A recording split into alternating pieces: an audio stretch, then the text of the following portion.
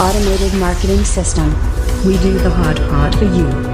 We turn leads into prospects. Let me paint a picture for you. It's a Tuesday afternoon, you're thirsty, and you spot a cute little cafe. You walk in, order a latte, reach for your phone to tap to pay, and the barista gives you that look. You know the one. The "we only take cash" look? Exactly. And immediately, the vibe shifts. I don't have cash. I haven't carried cash since 2019. So, what happens? I walk out. And that business just lost a sale. But here's the kicker. It's not just one latte. They lost the lifetime value of you as a customer. They lost the recommendation you might have given a friend.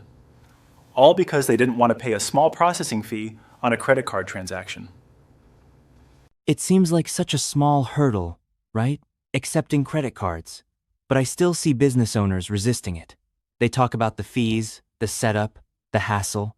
But is it really a choice anymore? Honestly, no.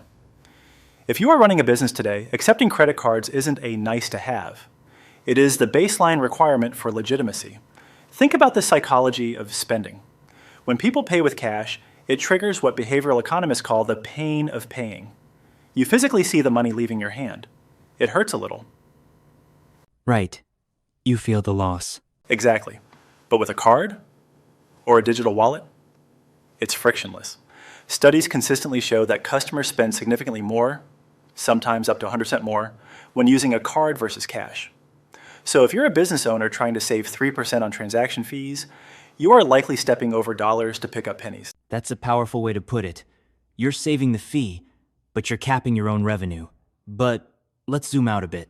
It's not just about how you take money, it's about where you exist. We need to talk about the digital storefront. The website. The website. I feel like we've been saying every business needs a website for 20 years. Yet, I still see successful local businesses operating entirely off a Facebook page. Is that enough? It's dangerous. That's the word I'd use. Relying solely on social media is like building a house on rented land. Algorithms change, accounts get banned, reach drops. But a website? That's digital real estate you actually own. And it's not one size fits all. You have to understand what kind of house you're building. Right. Because a plumber doesn't need the same website as a clothing brand. Precisely. At the very least, you need an informational website. Think of this as your 24/7 brochure. Who are you? Where are you? And how do I contact you?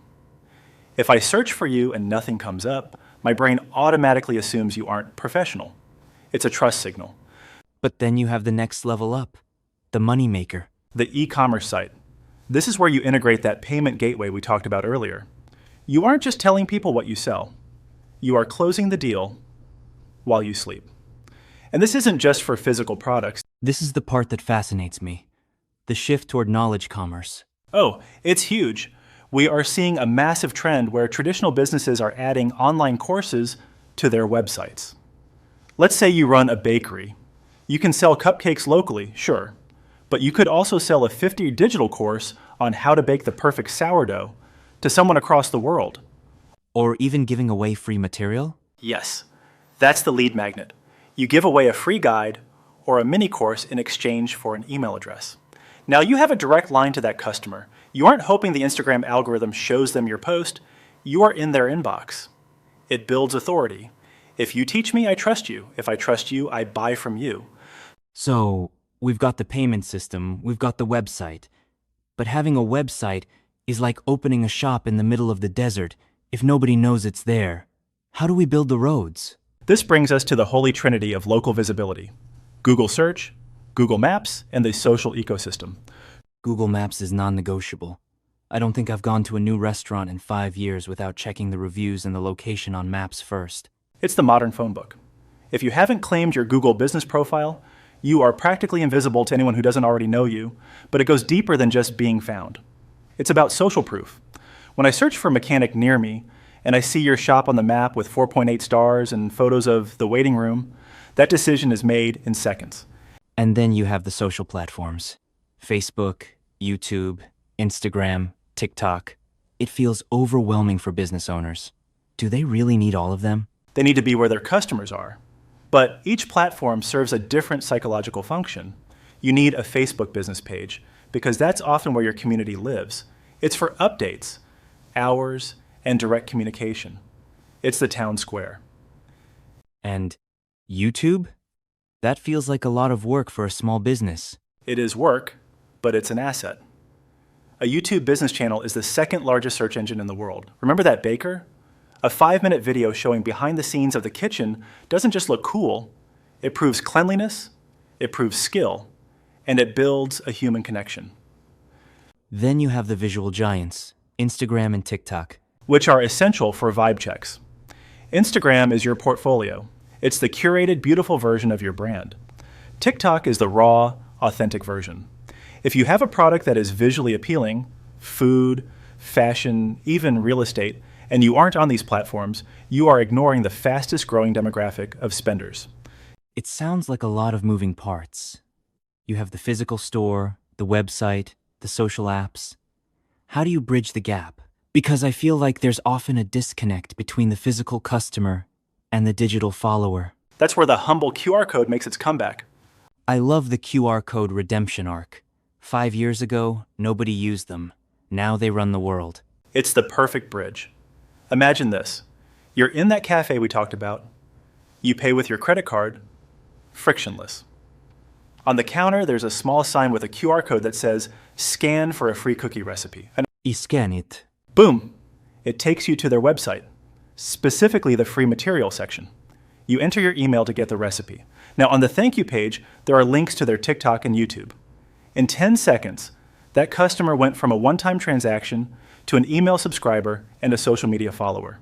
The physical experience fed the digital ecosystem. That is brilliant. It turns a passive transaction into an active relationship. Exactly. And that's the core message here. Accepting credit cards, building a website, getting on Google Maps. These aren't just administrative tasks. They are leverage. They are the difference between a business that survives and a business that scales. It's interesting, though. As we talk about all this technology, payment gateways, algorithms, digital courses, it almost feels like we're moving away from the human element of business. Do you think there's a risk there? That we automate the soul out of the interaction? That's the paradox, isn't it? But I'd argue the opposite. When you automate the boring stuff, the payment processing, the scheduling, the basic information gathering via a website, you actually free up more time for the human connection. How so? Well, if your website answers the 20 most common questions you get on the phone, you stop being a receptionist and start being a business owner. If your payment system is instant, you spend less time counting change and more time asking the customer how their day is. Technology, when done right, clears the clutter so the human moments can actually happen. That's a really hopeful perspective. It's not replacing the handshake. It's making sure you have the time to give it. Precisely. But there is a cost to ignoring it. The market is moving fast. The analog-only business is becoming a novelty and eventually a memory. The tools are there. Google, socials, QR codes. They are accessible and affordable. The only barrier left is the mindset. So, for the business owner listening who is overwhelmed, who has the cash register but no website or the website but no traffic, what is the one step they take today? Just start with the friction. Where is it hardest for people to give you money or attention? If they can't pay you easily, get the card reader. If they can't find you, claim the Google Map pin. Don't try to build the empire overnight. Just remove one barrier today. Remove the friction, and the flow will follow. Couldn't have said it better myself. A fascinating look at the digital anatomy of a modern business. It's clear that in this economy, visibility is just as important as ability. You have to be good at what you do, but you also have to be findable, and you have to be easy to pay. Absolutely. The door to your business is no longer just made of glass and wood. It's made of pixels and code. Make sure it's open. We'll leave it there for today. Plenty to think about before you open up shop tomorrow morning.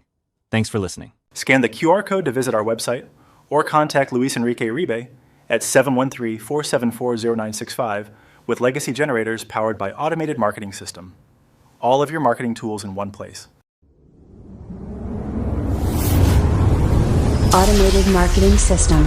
We do the hard part for you. We turn leads into prospects.